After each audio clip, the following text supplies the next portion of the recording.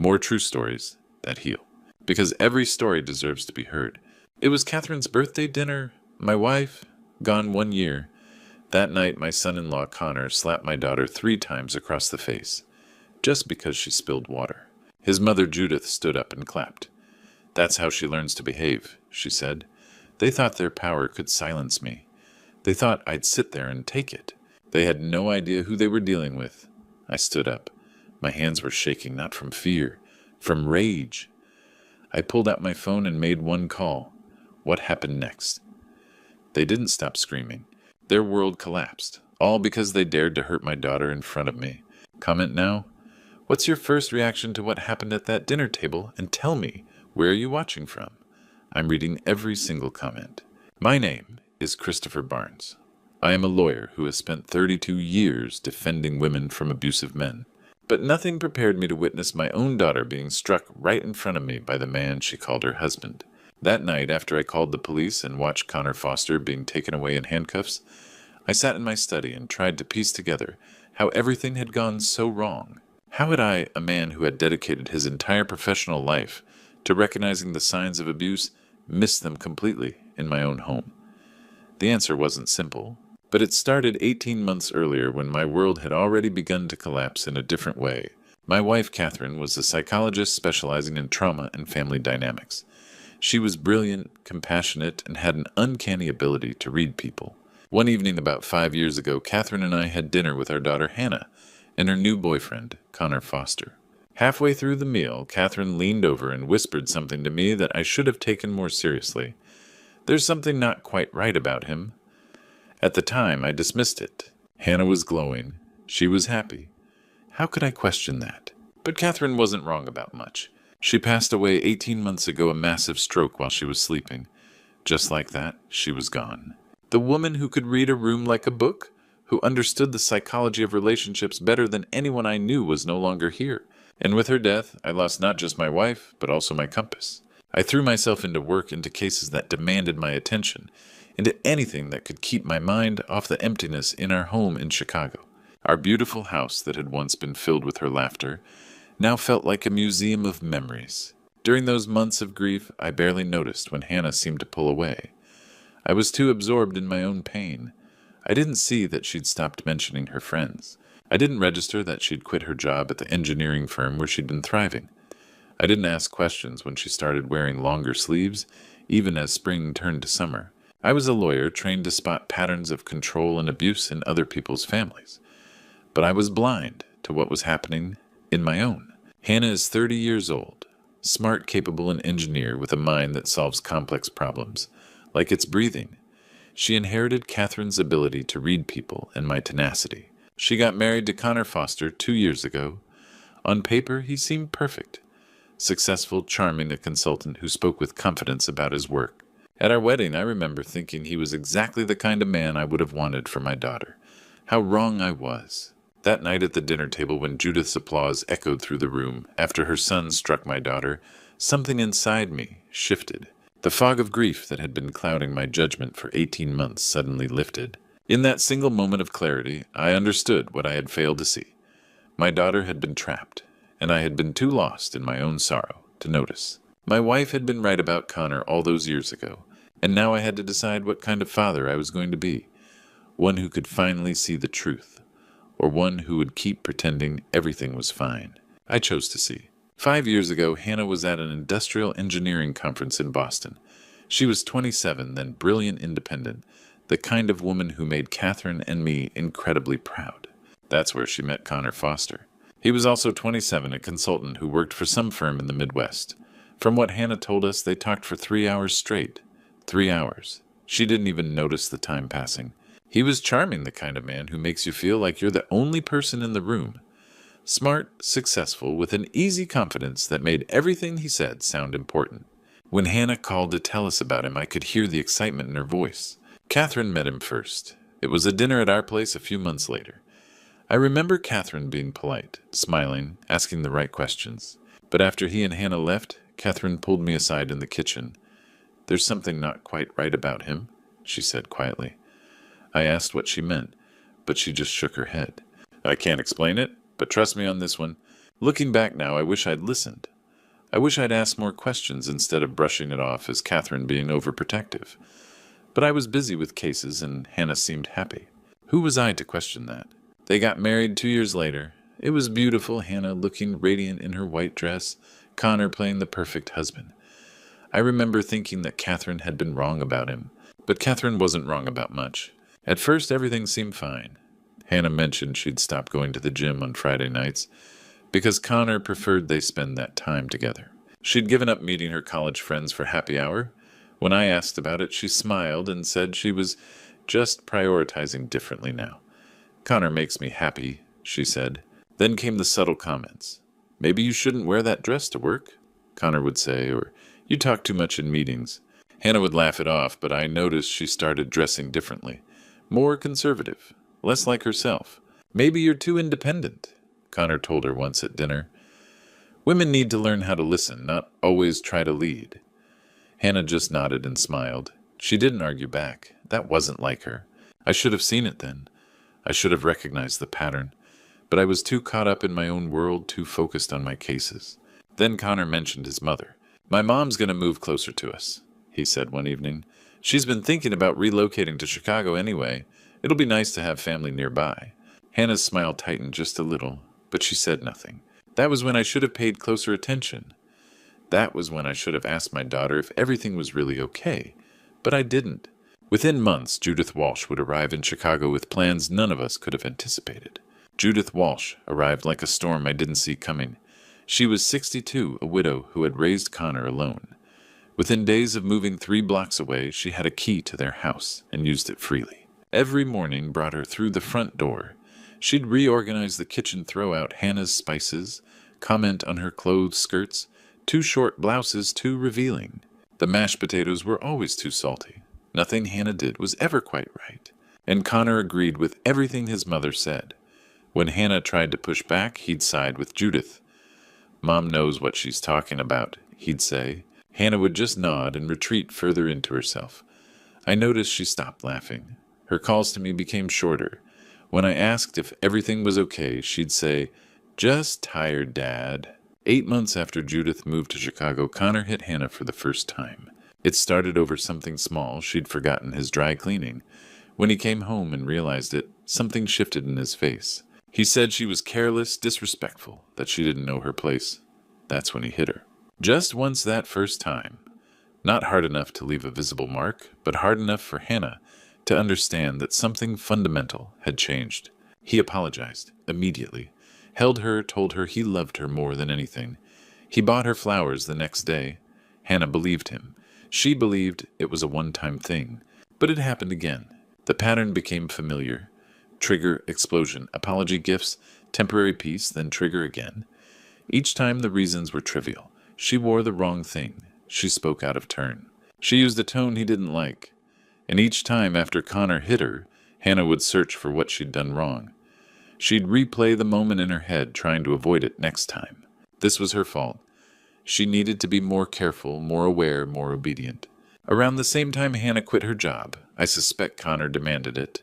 A woman at home is easier to control than one out in the world, making her own money, seeing other people, thinking her own thoughts. I should have asked more questions. I should have noticed that my brilliant daughter, the engineer who used to talk about changing the world, had stopped talking about anything at all. The moment that finally broke through my blindness came about 6 months later. I was at their house for dinner. While Connor was running late, I went to get something from the kitchen drawer, and I found it Catherine's Japanese knife. The beautiful one I'd given her years ago, now bent and damaged beyond repair. Hannah saw me holding it and went pale. "What happened to this?" I asked. She didn't answer. She just looked away and started setting the table with trembling hands.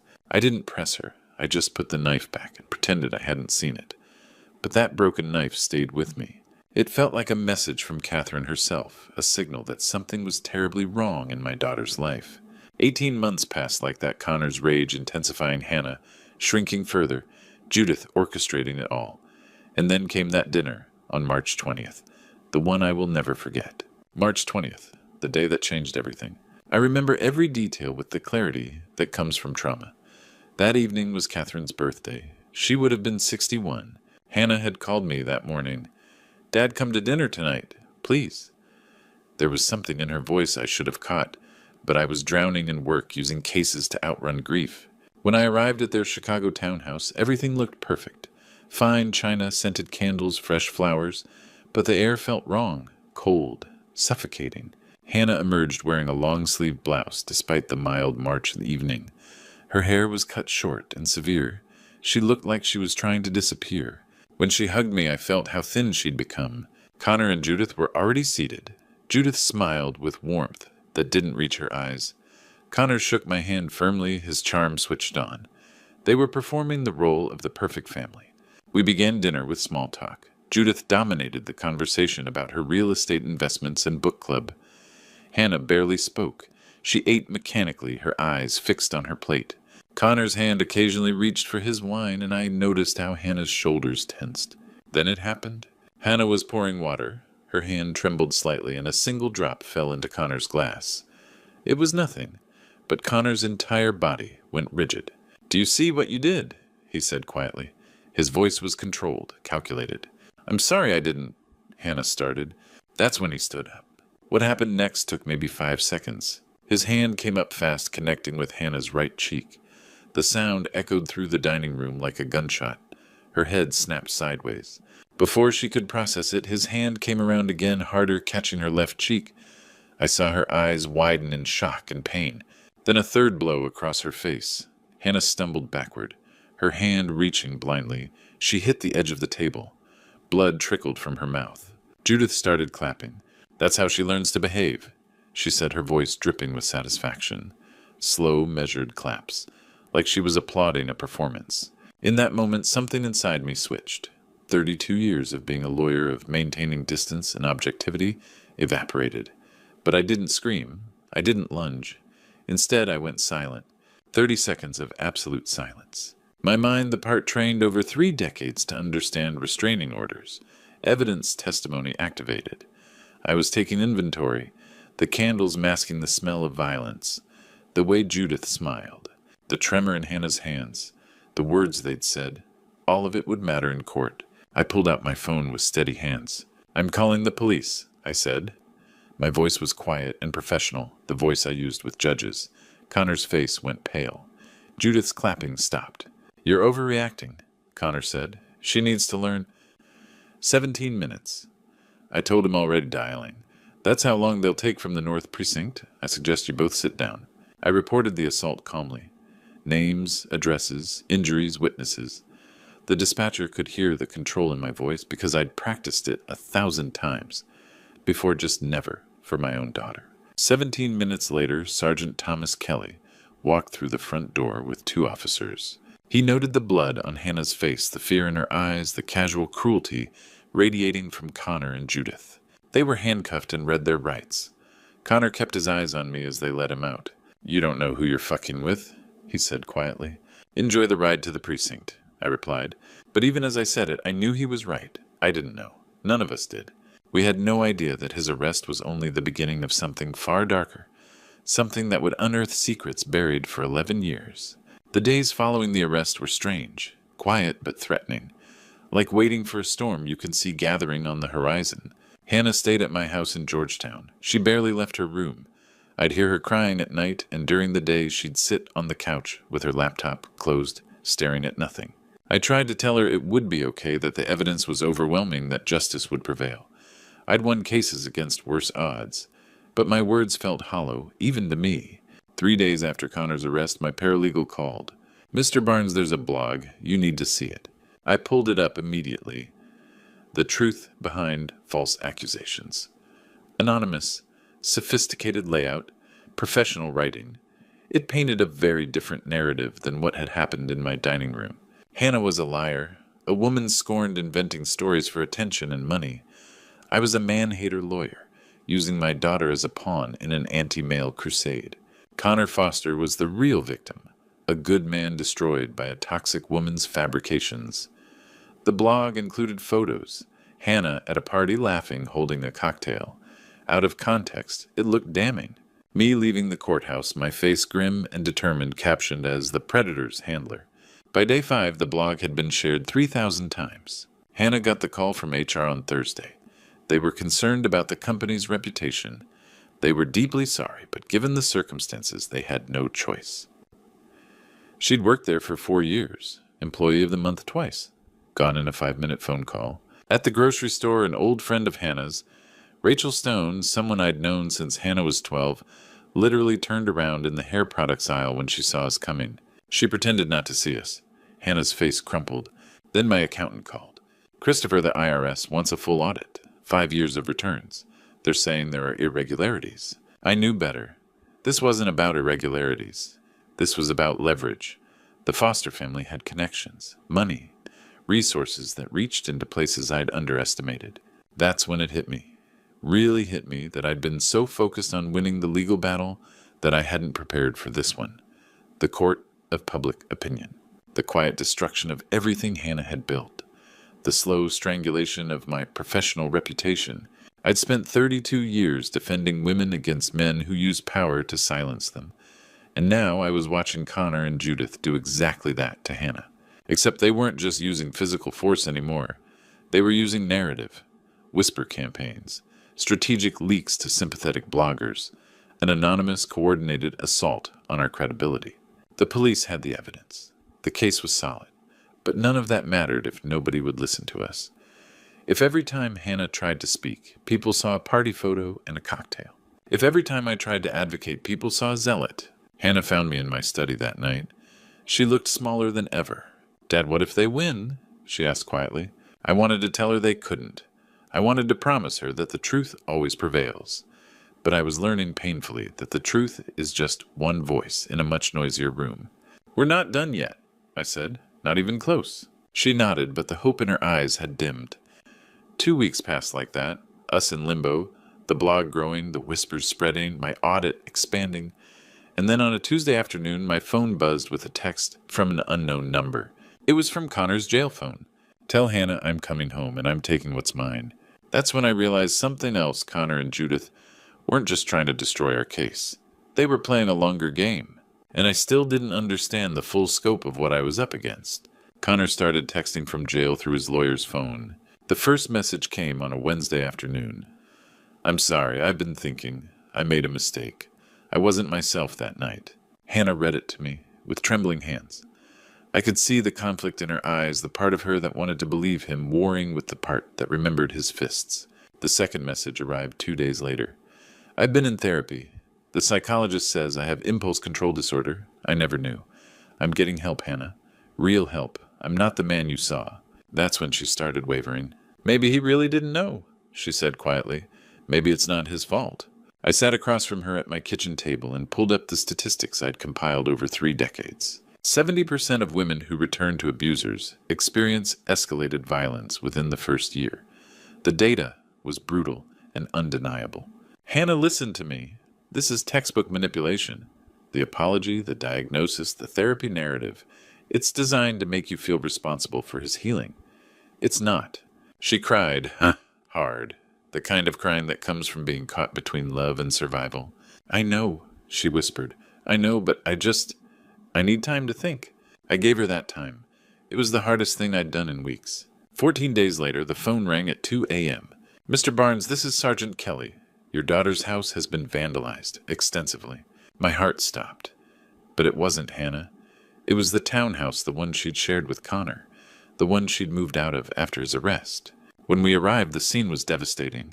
The front door was shattered, windows blown out, spray paint covered every surface. Liar!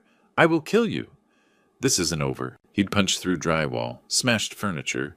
The destruction was systematic, intentional, a 3-hour tantrum of rage captured by every security camera on the block. He violated the restraining order, Sergeant Kelly explained. Called his lawyer from a burner phone, hired someone to get him out for the night. They were sloppy. We have him on video. Multiple angles, crystal clear. Connor was arrested again within hours. I looked at the footage myself. 4 hours later, I was still watching. The way he moved through the house. The precision of his destruction. The moment he sprayed, "I will kill you," directly at the camera, looking straight into the lens, daring us to prosecute him. This was no impulse control disorder. This was calculated. This was a message. This was Connor showing Hannah exactly what awaited her if she testified. Finally, we had evidence that was unshakable. Video. Clear as day, indefensible. But as I watched him destroy what had been Hannah's home, I realized something else. This wasn't about winning anymore. This was about survival. For both of them, for him and for Hannah. Finally, I told Sergeant Kelly, we have solid evidence, but there's something even more important coming. 3 days later, an anonymous package arrived at the police station. It was addressed to me marked, urgent evidence inside. Inside were audio recordings, hours of them. And when I listened to the first one, I understood why someone had waited 11 years to send them. The package bore no markings, no return address, no postage meter, just my name written in careful, deliberate handwriting. Inside were files, dozens of them, a USB drive, and a handwritten letter. Sergeant Kelly sat across from me in his office as we listened to the first recording. The audio was grainy but clear enough, Judith's voice unmistakable. He needed to understand his place. Women like that, independent women, they need to learn respect. Connor understands that now. I taught him. The second recording came from a different date. Judith again speaking to Connor in a way that made my stomach turn. This is what we did with your father. He wanted to resist too. But some men don't deserve second chances. My hands went cold. The third recording was even worse. Do you think you're capable of doing what's necessary? Judith asked. Yes, Mother. I know what you did, Connor replied. What she had done. Sergeant Kelly paused the playback. Mr. Barnes, we need to bring in homicide. We're reopening the investigation into Richard Foster's death, 11 years ago, listed as a heart attack, but the fourth recording was a direct threat. If Christopher doesn't back away from this, Judith said coldly, perhaps she will have an accident too. Accidents happen to interfering people. That's when the office door opened. An old man stood there, 77 years old, gray hair, trembling hands. Behind him was a younger officer who'd escorted him from the waiting room. I'm Martin Foster, he said quietly. Richard's brother. I'm the one who sent the package. For a moment nobody moved. Martin sat down heavily. His voice was barely above a whisper. I've known for 11 years. Judith killed Richard. I heard her plan it. I heard her do it. But I was afraid. I was always afraid of her. When Richard died, I told myself it was a heart attack. I let myself believe it. Why send the recordings now? Kelly asked. Martin's eyes found mine. Because I watched what she did to your daughter. And I realized that if I didn't act now, she would keep destroying people. She would never stop. She'd already killed once. Why would she hesitate again? He pulled out his phone. I spent 3 weeks getting close to Judith, recording conversations. She talks to Connor about everything when she thinks nobody's listening. She's proud of what she did to Richard, proud of how she's controlled Connor, proud of how she's trying to destroy Hannah. Martin's hands shook as he spoke. I was a coward for 11 years, but watching that young woman get beaten, watching you fight so hard, I couldn't be a coward anymore. I had to choose between my fear and my conscience. I didn't know what to say. There's more, Martin continued. He handed me a folder. Medical records. Richard's autopsy. There was digitalis in his system. Slow acting. Judith had access. She was always giving him supplements, vitamins.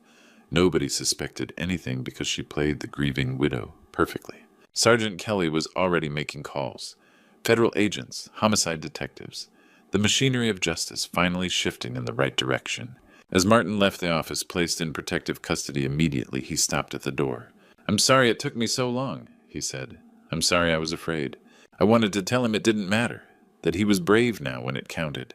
Now we had proof that Judith Walsh wasn't just protecting an abuser. She was a murderer, a calculated, deliberate killer who'd gotten away with it for over a decade. And she'd raised a son who mirrored her darkness perfectly. With this new evidence, the prosecutor's office reopened the investigation into Richard Foster's death from 11 years before. Everything was about to change. Connor Foster's trial lasted 3 weeks. Judge Leonard Brooks presided over the courtroom, with the kind of patience that comes from seeing too many cases like this. The evidence was straightforward. Security footage of Connor destroying Hannah's home. My testimony about the 3 slaps. Hannah's tearful account of the violence. Sergeant Kelly's professional documentation of the scene.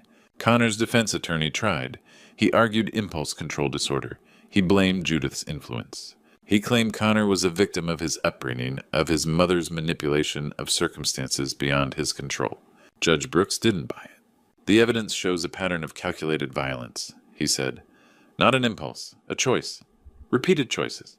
Connor was found guilty of domestic violence. 5 years in state prison. A permanent restraining order. Mandatory anger management and domestic violence education. As the verdict was read, Connor looked directly at Hannah. His expression didn't change. No remorse, no anger, just emptiness. Like something inside him had died or maybe had never existed at all. Hannah cried, but I saw something else in her tears' relief. 2 months later, we were back in the same courtroom for Judith Walsh. The case was different. The stakes were higher. This wasn't about domestic violence. This was about murder. The prosecution presented the recordings. Judith's own words damning her.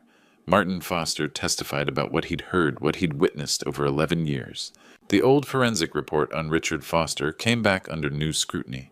The digitalis in his system, the accidental heart attack that now looked like calculated poisoning.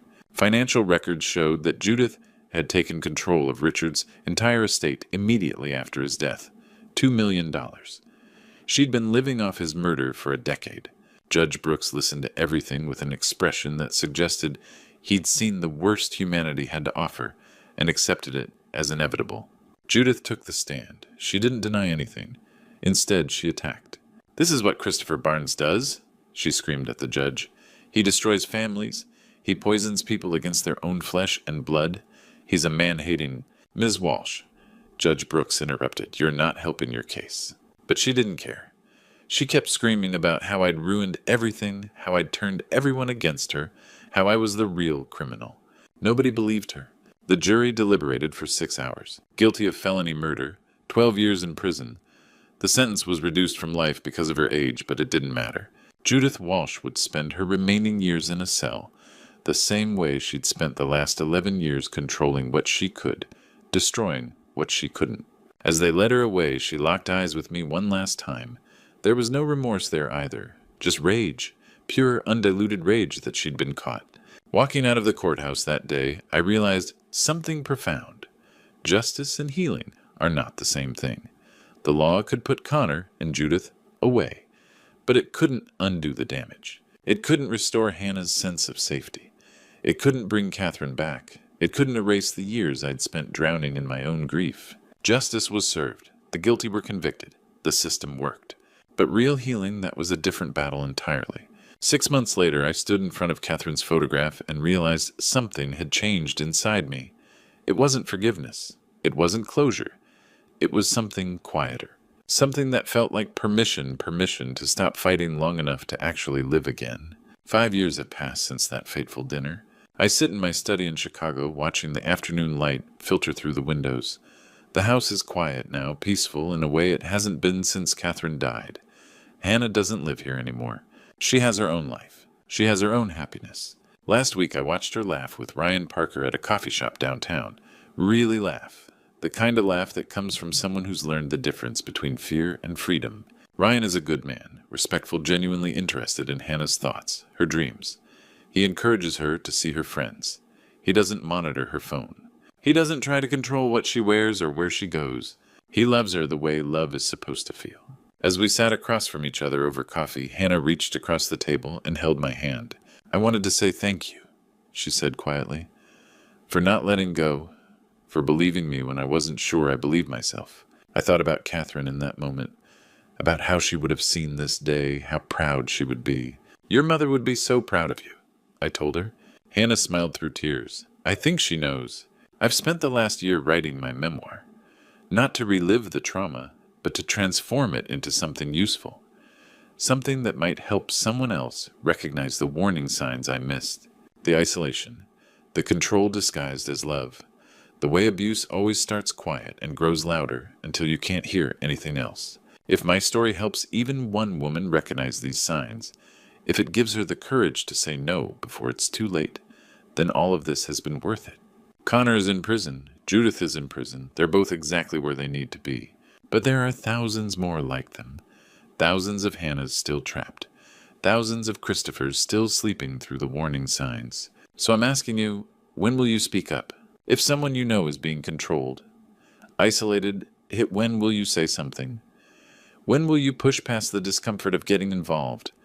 When will you be willing to ruin a dinner party, sacrifice a friendship, lose a client to save someone's life? And if you're the one being hurt, when will you say enough?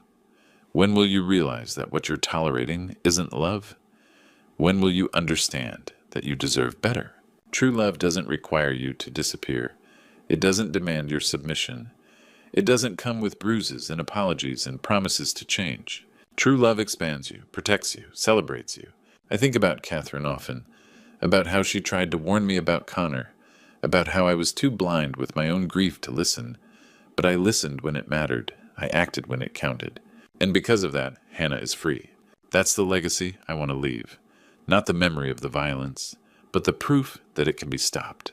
That justice, however imperfect, is possible.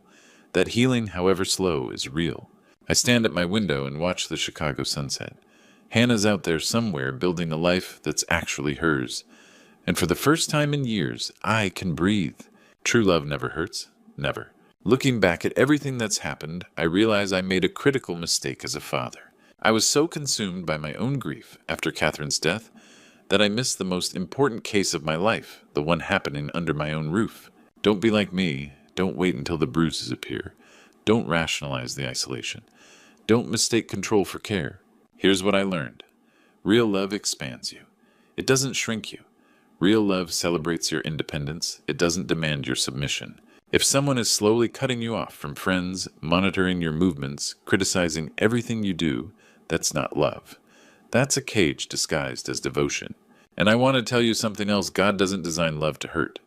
I'm a man of faith, and I know that whatever higher power guides us wants us to experience joy, not pain. If you're praying for strength to endure abuse, know that God's answer might be leave. Sometimes protection looks like escape. This isn't just my grandpa's stories or some distant true story you can ignore. This is happening to millions of women right now. Women who wake up one morning and realize they don't recognize themselves anymore. Women trapped in the same cycle Hannah almost didn't escape from. The true story of what happened to my daughter became the catalyst for justice. But yours could be different if you act now. If you recognize these warning signs in your own life or someone you love, don't stay silent. Don't wait for the perfect moment. Don't hope he'll change. This is where I need you. Comment below and tell me what kept you trapped, or what gave you the courage to leave. Your story might be exactly what someone needs to hear today. Share this video with someone who needs to know they're not alone. Subscribe to this channel because I'll keep telling these true story accounts until every woman knows her worth. My grandpa's stories pale in comparison to what real women endure, but what matters is that we speak, we listen, we believe. The price of silence is too high. Don't let it be you. You ever have your own son look you in the eye on Thanksgiving and tell you to get out of